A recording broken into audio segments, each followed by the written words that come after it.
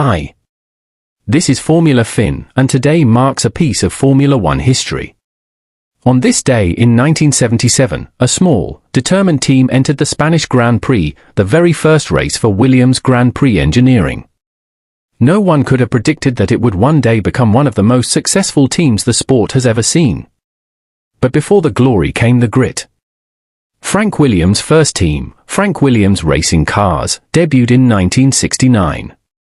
With little more than passion and persistence, he ran a second-hand Brabham chassis for driver Piers Courage, who stunned the paddock with podiums at Monaco and Watkins Glen.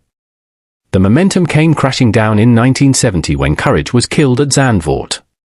Frank carried on through heartbreak and hardship, fielding cars with backing from De Tomaso, Politois, and ISO Marlboro. The results were limited, the machinery outdated, but drivers like Henri Pescarolo and Jacques Laffite gave everything they had. In 1976, Frank was sidelined from his own team by Walter Wolf. So, he walked away, and started again. In 1977, with engineer Patrick Head, he founded Williams Grand Prix Engineering. They entered the Spanish Grand Prix on May 8 with a rented March chassis and Patrick Neve at the wheel. It was humble, but it was theirs. 2 years later, they built the FW07, a ground effect car that delivered Williams' first win at Silverstone. In 1980, Alan Jones took the team's first world championship. Williams was no longer an underdog, it was a force. Through the 1980s and 1990s, the names spoke for themselves: Keke Rosberg, Nelson Piquet, Nigel Mansell, Alain Prost, Damon Hill, Jacques Villeneuve. Behind their success was technical wizardry, and the brilliance of Adrian Newey, who joined in 1990. His designs, the FW14, the FW15C, were ahead of their time. Active suspension. Seamless aero. Total dominance. In 1986, tragedy struck again, this time off the track. After testing at Paul Ricard, Frank was driving to the airport when his car went off the road and plunged into a ditch. He suffered a spinal cord injury that left him tetraplegic. Doctors doubted he would survive. But Frank proved them wrong.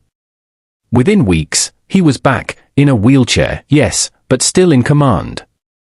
Still racing. But the sport's highest peaks come with its deepest lows. In 1994, Ayrton Senna was killed at Imola in a Williams. It shook the entire team and the motorsport world. Frank stood trial, was acquitted, and pressed on, as he always had. Williams bounced back with 2 more titles in 96 and 97, but the tide was turning. As the 2000s arrived, so did challenges, tighter budgets, factory-backed rivals, and shifting regulations. Still, Williams remained proudly independent. Frank's philosophy never changed: build your own cars, race with pride, fight for every point. He gave young drivers their shot. From Jenson Button to Nico Rosberg, Valtteri Bottas to George Russell. And his team remained on the grid even when the podiums stopped coming. In 2020, the Williams family stepped away. Frank passed the following year. But the name, and the legacy, lives on. From a phone box in Didcot to 9 Constructors' Championships. From tragedy to triumph. Today, 48 years after their first race, the team he built is still here. Still racing. Still Williams. This is Formula Finn, and that was the story of Sir Frank Williams, the last of the true racers.